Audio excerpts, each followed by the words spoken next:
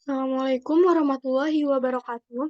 Perkenalkan, nama saya Najwa Jardika dengan NIM 2310951013. Jadi, kali ini saya akan membahas pembahasan soal bab 3 medan elektromagnetik, yaitu mengenai kerapatan fluks listrik, hukum Gauss, dan divergensi. Jadi, langsung saja masuk ke bagian D3, ke soal D3.1. Sebuah muatan listrik 15 pi nanocoulomb diletakkan di titik asal. Tentukan flux listrik total yang meninggalkan, yang A, permukaan bola dengan jejari 5 meter yang berpusat di titik 1, min 1, 2. Sebelumnya, untuk soal ini merupakan hukum Faraday, di mana hukum Faraday itu dua percobaan yang terdapat percobaan yang terdapat dua konduktor, di mana dibatasi dengan bahan dielektrik, lalu flux konduktor bagian dalamnya itu akan sama dengan muatan konduktor yang di dalam yang diakibatkan oleh bagian luarnya. Nah, sehingga di sini untuk besar fluxnya itu akan sama dengan besar muatan yang ada di dalam bola itu. Nah, karena besar muatan yang ada di dalam bola 15 pi nanocoulomb, sehingga untuk flux dapat kita fluxnya sama dengan Q, sama dengan muatan, sehingga 15 dikali pi. Kita dapat nilainya 47,12 nanocoulomb. Selanjutnya, soal yang B, tentukan flux listrik total yang meninggalkan bidang atas Z sama dengan 0,5 dari sebuah kubus yang bersisi 1 meter dan berpusat di titik asal dan sisi-sisi sejajar dengan sumbu koordinat. Nah, seperti yang sudah dibilang tadi, bahwasanya besar flux itu akan sama dengan besar muatan yang ada di suatu material itu. Nah, di sini, karena yang ditanya itu flux listrik total yang meninggalkan bidang atas Z, nah, jadi kita bisa mencari fluxnya itu dengan muatan, kita bagi dengan banyaknya sisi kubus. Yang kita tahu sisi kubus itu ada 6, sehingga 15 pi kita bagi 6, didapatlah fluxnya 7,854 nanocoulomb. Selanjutnya, yang C, flux listrik total yang meninggalkan bagian dari tabung lingkaran, di mana rho-nya itu sama dengan 5, dengan Z besar sama dengan 0. Nah, di sini berarti kita dapat menyimpulkan bahwa lingkaran ini memiliki dua sisi, di mana ada sisi yang Z besar sama dengan 0, dan Z yang kecil dari 0. Nah, untuk Z kecil dari 0 itu merupakan bagian selimut, dan itu bisa kita tidak anggap, karena untuk soal yang ditanyakan itu Z besar sama dengan 0, yaitu ada pada bagian alas dan tutup. Sehingga untuk fluxnya itu dapat kita cari dengan cara muatan kita bagi 2, 15 pi dibagi 2, sehingga kita dapat nilai fluxnya yaitu 23,562 nanocoulomb. Selanjutnya, soal kedua, kita diminta mencari besarnya kerapatan muatan pada titik P 3,-4,5 dalam medan. Yang pertama itu muatan titik 0,2 mikrocoulomb di titik asal. Nah, seperti kita tahu titik asal itu merupakan 0,0,0.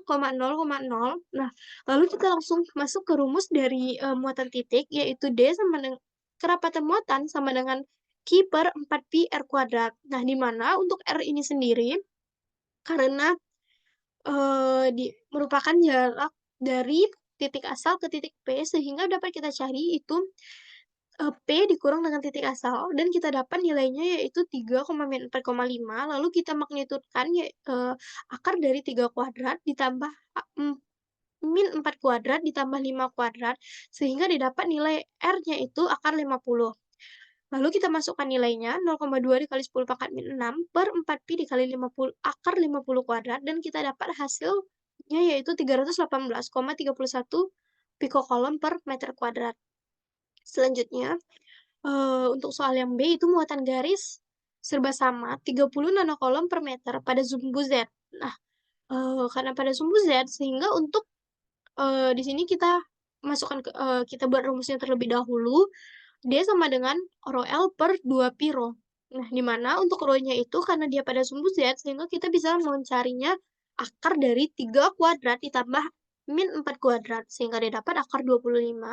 Kita masukkan nilainya, 30 kali 10 pangkat min 9 per 2 dikali Pi dikali akar 25, sehingga didapat nilainya 954,93 pikokulom per meter kuadrat. Nah, selanjutnya, ditanya muatan permukaan 0,07 pi nanokolom per meter kuadrat pada bidang X sama dengan 5. Nah, kita bisa masuk ke rumusnya, yaitu D sama dengan rho S per rho. Nah, untuk rho S-nya nilainya sudah diketahui 0,07 pi dikali 10 pangkat min 9. Nah, sementara untuk rho sendiri, pada soal itu ditanya X-nya sama dengan 5, sedangkan titiknya itu 3, sehingga kita kurang 5 dikurang 3, dan kita dapatkan hasil 109,95 pikokulom per meter kuadrat. Nah, selanjutnya, yang ketiga, hitunglah flux listrik total yang menembus permukaan tabung yang mempunyai rho-nya sama dengan 4,5, Z-nya plus minus 3,5, dan jika diketahui konfigurasi muatannya sebagai berikut. Untuk yang A, muatan titik 2 kolom pada sumbu X sama dengan 0, plus minus 1, plus minus 2, hingga plus minus 4. Nah, kenapa plus minus 4? Nah, gini, karena rho-nya itu 4,5, sehingga untuk total muatannya itu tidak bisa melebihi dari nilai rho sendiri. Nah, jadi total muatannya itu hanya sampai 4. Nah, karena jika dia lebih, maka itu sudah berada pada luar tabung. Jadi kita dapat menghitung untuk total muatannya, itu ada 4 muatan di sisi kiri, ada 4 muatan di sisi kanan, dan untuk di titik nolnya itu terdapat 1 muatan. Sehingga untuk total muatannya ada 9, dan kita bisa langsung masuk ke rumus, yaitu flux sama dengan integral tertutup dari kerapatan muatan ds 9 dikali 2, sehingga didapat 18 kolom. Selanjutnya, yang untuk soal yang B, muatan garis pada sumbu X dengan rho L sama dengan 2 cos 0,1 kolom per meter. Nah,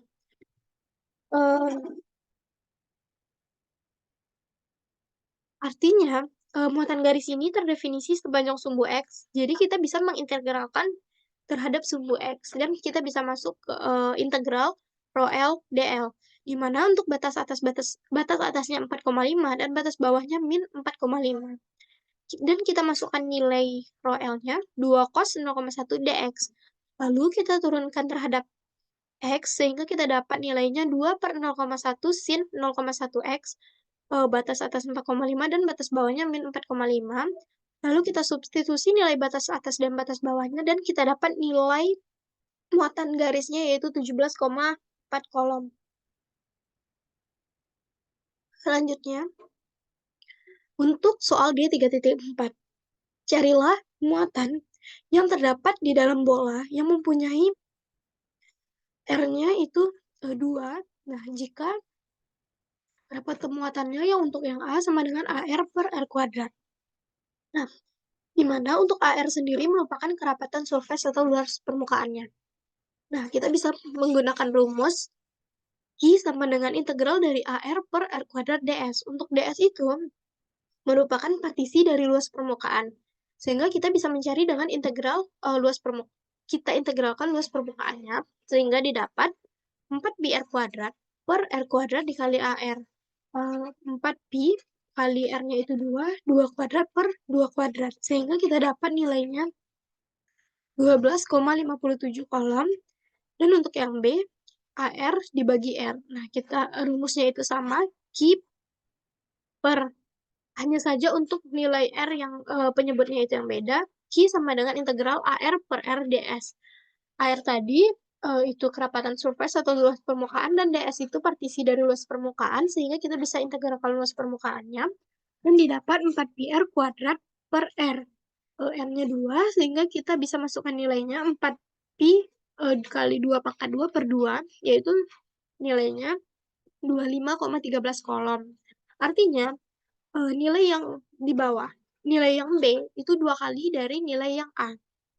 Nah, selanjutnya untuk yang C, Q sama dengan integral sin theta per R, AR, ditambah cos theta ln R per R, A theta, dr, theta. D theta. Kita pisahkan sama dengan integral sin theta per R, AR dr, ditambah integral cos theta ln R per R, A theta, lalu kita integralkan sehingga dapat sin theta ln R ditambah ln R per sin theta sama dengan sin theta ln R dikali 1 ditambah 1 per R, sehingga didapatlah nilainya 19,743 kolom. Nah, selanjutnya, untuk soal 3.5, permukaan bola dengan R2, 4, dan 6 mempunyai kerapatan muatan masing-masing 100, min 30, dan 6 mikrokolom per meter kuadrat. Tentukan besarnya kerapatan flux pada R dengan yang pertama itu 1 meter. Nah, sebelumnya kita tahu bahwa flux itu mengarah keluar, bukan di dalam muatan itu sendiri. Dan untuk 1 meter, dia berada pada bola 2, pada bola 4, dan pada bola 6. Sehingga untuk kerapatan fluxnya itu sama dengan 0, dan besar dari kerapatan fluxnya itu 0. Selanjutnya, R 3 meter. Nah, 3 meter artinya dia berada di luar bola 2. Nah, jadi dia memiliki kerapatan 100 mikrokolom per meter kuadrat. Kita bisa mencari dengan rumus rho S dikali A kuadrat per R kuadrat. Rho S-nya itu 100 dikali A-nya itu bola yang jari-jari bola 2, itu 2 kuadrat per R-nya itu pada soal itu 3. Sehingga kita bagi 3 kuadrat, didapat nilai 44,44 mikrokolom per meter kuadrat. Nah, selanjutnya untuk yang C itu 5 meter. Nah, artinya dia berada di luar bola 2 dan luar bola 4. Nah, dan memiliki kerapatan untuk bola 2 itu 100 mikrokolom per meter kuadrat dan bola 4 itu min 30 mikrokolom per meter kuadrat. Nah, jadi kita bisa mencari kerapatan fluxnya itu satu per satu. Nah, untuk D1 itu rumusnya sama, rho S dikali A kuadrat per R kuadrat. Untuk bola 2 yaitu 100 dikali 2 kuadrat per R yaitu 5 per 5 kuadrat sama dengan 16, dan D2-nya rho S dikali A kuadrat per R kuadrat untuk bola 4. Sehingga didapat nilainya min 19,2, lalu kita totalkan 16 ditambah min 19,2 didapat min 3,2, lalu besarnya itu tidak boleh negatif sehingga nilainya 3, kerapatan fluxnya itu 3,2 mikrokolom per meter kuadrat. Nah, selanjutnya untuk D, semua bola memiliki kerapatan flux pada R-nya itu 8 meter. Artinya dia berada pada bola 2, di luar dari bola 2, dari bola 4, dan dari bola 6. Artinya kita bisa cari seperti yang sebelumnya dengan cari satu per satu. Yang D1 itu rho S dikali A kuadrat per R kuadrat, itu untuk bola 2, di mana R-nya itu 8, sehingga dia dapat nilai 6,25. Untuk D2, kita bisa menggunakan rumus yang sama dengan pada bola 4, dan didapat nilainya min 7,5. Lalu untuk bola 3, yaitu 6, kita bisa mencari dengan rumus yang sama, dan didapat nilainya 3,375. Lalu kita totalkan 6,25 ditambah min 7,5 ditambah 3,375 sehingga didapat kerapatan fluxnya yaitu 2,125 mikrokolom per meter kuadrat. Nah, selanjutnya untuk soal 3.6. Nah, D sama dengan 100xy per z kuadrat ditambah 1ax ditambah 50x kuadrat per z kuadrat ditambah 1ay dikurang 100x kuadrat yz per z kuadrat ditambah 1 dikuadratkan, itu AZ. Nah, hitunglah muatan total yang terlingkup permukaan bola kecil yang mempunyai jejari 1 mikrokolom dan berpusat di 5, yang pertama itu 5,8,1. Nah, sebelumnya, untuk R-nya itu 1 mikrometer. Nah, sehingga kita untuk permukaan bola, itu untuk permukaan bola. Nah, untuk volume, kita bisa mencari dengan rumus 4/3 PR pangkat 3. Nah, R-nya sendiri itu 1 mikrometer, jadi kita bisa masukkan nilainya 4/3 pi dikali R pangkat min 6 pangkat 3. Lalu dapat hasil untuk volume yaitu 4,18 dikali 10 pangkat min 18. Nah, untuk muatan total pada titik 5,8,1. Nah, pada soal D ini, kerapatan muatan ini ada AX, ada Y, dan AZ. Jadi, kita bisa mengetahui bahwa dia koordinat kartesian. Nah, sehingga untuk rumus mencari muatannya, kita bisa mencari dengan, do dx per dx ditambah do dy per dy per do y ditambah do dz per do z, lalu dikali dengan volume. Kita bisa masukkan nilai dx-nya, nilai dy, dan nilai dz, pada soal. Nah, lalu, untuk yang dx itu kita turunkan terhadap x, didapat 100y per z kuadrat ditambah 1. Untuk, untuk yang dy kita turunkan terhadap y. Nah, karena dy tidak ada mengandung unsur y, sehingga turunannya itu 0. Dan untuk dz kita turunkan terhadap z, sehingga didapat min 100 x kuadrat yz per z pangkat 4 ditambah 2z per kuadrat ditambah 1. Lalu kita pecah menggunakan turunan perkalian, sehingga didapat 100y per z kuadrat tambah 1 ditambah min 100 x kuadrat y, z pangkat 4 ditambah 2z kuadrat tambah 1 dikurang 4z pangkat 3 ditambah 4z dikurang 100 x kuadrat yz per z pangkat 4 ditambah 2z kuadrat ditambah 1 dikuadratkan, lalu dikali dengan v. Lalu kita substitusi, untuk nilai x-nya itu 5, nilai y-nya 8, dan nilai z-nya 1. Dan untuk nilai volumenya itu yang udah kita tarik tadi 4,18 kali 10 pangkat min 18. Nah, sehingga setelah kita substitusi dan kita lakukan pencarian hasil, didapatlah nilai Q-nya itu 22.572 dikali 10 pangkat min 18 sama dengan 2,26 dikali 10 pangkat min 14 kolom. Nah, selanjutnya untuk yang B itu pada titik 0,10, min 2. Untuk rumusnya itu kita menggunakan rumus yang sama, sehingga nilai yang sudah kita dapat tadi itu 100 per y per z 100y per z kuadrat ditambah 1 ditambah min 100 x kuadrat y dikali z pangkat 4 ditambah 2z kuadrat ditambah 1 dikurang 4z pangkat 3 ditambah 4z dikali min 100 x kuadrat yz per z pangkat 4 ditambah 2z kuadrat ditambah 1 lalu dikuadratkan itu dikali v. Kita tinggal memasukkan nilainya. Untuk x itu 0, y-nya 10, dan z-nya min 2. Dan nilai v-nya 4,18 kali 10 pangkat min 18. Dan didapat hasil 836,27 dikali 10 pangkat min 18 kolom. Ya, selanjutnya, untuk soal D 3.7, hitunglah divergensi masing-masing medan pada titik yang ditentukan. Nah, untuk D itu 4x pangkat 3y pangkat 3z pangkat 2 ax ditambah 3x pangkat 4 y pangkat 2 z pangkat 2 ay ditambah 2x pangkat 2 y pangkat 2 zaz.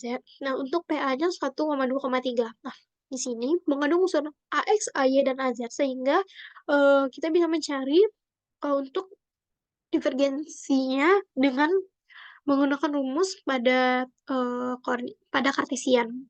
Nah, langsung saja untuk rumus dari divergensi bidang kartesian itu ax do per dx ditambah ay do per do y ditambah az do per dz lalu dikali dengan nilai kerapatan muatan yang sudah diketahui tadi. Nah, lalu kita masukkan kita kali untuk ax itu kita kali ke bagian do x. Untuk ay kita kali ke bagian do y dan az kita kali ke bagian do z. Nah, sehingga didapat do per dx 4x pangkat 3y pangkat 3z pangkat 2 ditambah do per dy do y 3x pangkat 4y pangkat 2z pangkat 2 ditambah do per do z 2x kuadrat y kuadrat z. Nah, lalu untuk yang pertama kita turunkan terhadap x sehingga didapat 12x kuadrat y pangkat 3z pangkat 2. Lalu untuk yang y itu kita turunkan terhadap y, didapat 6x pangkat 4, y pangkat 1, z pangkat 2, dan yang ini kita turunkan terhadap z, sehingga didapat 2x kuadrat, y kuadrat. Nah, sehingga kita substitusi nilai x-nya sama dengan 1, y 2, dan z-nya 3, didapatlah nilainya 988. Nah, selanjutnya, untuk yang B, itu D-nya diketahui z sin si aro ditambah z cos si AC ditambah P sin AC AZ. Nah, karena di sini mengandung aro AC dan AZ, maka kita dapat menyimpulkan ini merupakan koordinat silinder. Jadi kita bisa menggunakan kita bisa mencari rumus divergensi divergensi dari kerapatannya dengan menggunakan rumus silinder, yaitu satu per rho do per do rho dikali rho do rho ditambah satu per rho do per do si dikali dc ditambah do per do z dikali dz. Nah, kita bisa masukkan nilai rho do rho-nya itu rho z sin do rho-nya kita bisa masukkan z sin si. Lalu untuk do si-nya 2 cos si dan untuk dz-nya itu rho sin si. Nah, lalu kita turunkan yang pertama itu terhadap rho didapat 1 per rho z sin si. Yang kedua kita turunkan terhadap si dan dapat 1 per rho z sin si. Dan yang ketiga itu karena dia tidak ada mengandung unsur z sehingga untuk turunannya itu 0. Nah, lalu kita bisa substitusikan nilai yang diketahui pada soal tadi, yang dimana si-nya itu 90, jadi 1/2 z-nya itu 3 sin, 90 dikurang 1/2, 3 sin 90 didapatlah 0. Yang selanjutnya untuk yang C, itu pada soal, nah, sin theta per R A ditambah cos theta ln R per R A theta, di mana untuk C-nya itu titiknya 2, setengah pi, setengah pi. Nah, lalu kita bisa mengetahui pada soal itu mengandung unsur R, unsur theta, dan sehingga kita bisa menyimpulkan bahwasanya itu kita bisa menggunakan rumus dari koordinat bola. Nah, rumus divergensi koordinat bola yaitu 1 per R kuadrat do per do rho, maaf, 1 per R kuadrat do per do R kuadrat dr ditambah 1 per R sin theta do per do theta sin theta d theta ditambah 1 per R sin theta do per do theta d theta. Lalu kita bisa memasukkan nilai do dr, do theta, dan do tetanya. Lalu untuk yang pertama ini kita turunkan terhadap R, ini kita turunkan terhadap theta, dan ini tidak kita turunkan, sehingga kita dapat nilai yang untuk terakhir ini 0. Dan ini untuk turunannya 1 per R kuadrat sin theta ditambah 1 per R sin theta dikali cos 2 theta dikali ln R. Lalu kita bisa mensubstitusi nilainya berdasar soal ini diketahui, 1/4 sin 90 ditambah 1 per 2 sin 90 dikali cos 180 dikali ln 2. Sehingga untuk nilai divergensi dari kerapatannya untuk soal yang C itu sebesar 0,45. Nah, selanjutnya untuk D3.8, tentukan bentuk kerapatan muatan luak yang menimbulkan medan. Untuk yang pertama itu rho 4x, rho pangkat min 5y, dan rho pangkat min 2z untuk 2x dikurang 2,5ay dikurang az. Nah, karena dia mengandung unsur ax, ay, dan az, berarti kita bisa menggunakan rumus divergensi D-nya untuk yang kartesian, di mana rho dx per rho x, do x ditambah do dy per do y ditambah do dz per do z. Kita bisa memasukkan nilainya. Lalu, untuk yang pertama kita turunkan terhadap X, yang kedua kita turunkan terhadap Y, dan yang ketiga kita turunkan terhadap Z. Sehingga untuk turunannya terdapat 8 rho pangkat 4X, rho pangkat min 5Y, rho pangkat min 2Z, ditambah 12,5 rho pangkat 4X, rho pangkat min 5Y, rho pangkat min 2Z, ditambah 2 rho pangkat min 4 pangkat 4X, rho pangkat min 5Y, dan rho pangkat min 2Z, sehingga didapat 22,5 rho pangkat 4X, rho pangkat min 5y, dan rho pangkat min 2z. Nah, selanjutnya, untuk yang B, D-nya diketahui P, rho pangkat min 2z untuk 2 rho si A rho ditambah rho AC dikurang 2 rho kuadrat si AZ. Nah, di sini mengandung si, sehingga kita bisa menggunakan rumus divergensinya itu dengan koordinat silinder. Nah, di mana rumusnya 1 per rho do per do rho d rho ditambah 1 per rho do d si per do si ditambah do dz per do z. Kita bisa memasukkan nilainya.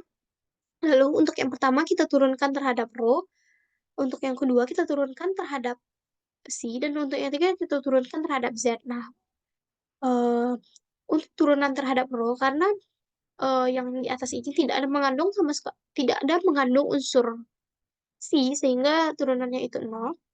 Nah, lalu untuk yang rho ini seper rho, 4 rho si E pangkat min 2Z. Lalu yang untuk Z-nya 4 rho kuadrat si E pangkat min 2Z. Nah, sehingga didapatlah nilai divergensinya yaitu 4 si E pangkat min 2Z dikali rho kuadrat ditambah 1. Nah, untuk yang D-nya itu kita soalnya 2R sin theta sin si AR ditambah 1 per R ditambah R cos theta sin si A theta ditambah 1 per R ditambah R cos si A si. Karena di sini mengandung unsur theta, berarti kita bisa menyimpulkan bahwa kita bisa menggunakan rumus itu koordinat bola. Nah, langsung saja kita masukkan do 2R sin theta sin si per do R ditambah do 1 per R ditambah R cos theta sin si per do theta ditambah do 1 per R ditambah R cos si per do si. Nah, lalu itu kita turunkan sehingga setelah turunkan kita bisa dapat nilainya yaitu 2 sin theta sin si 2 dikurang 1 per R kuadrat. Nah, selanjutnya untuk 3.9 atau soal terakhir, hitunglah kedua ruas permukaan teorema divergensi, di mana diketahui G-nya itu 2 rho kuadrat cos 5 theta A rho dikurang sin 5 theta A si ditambah AZ dalam ruang berbentuk baji.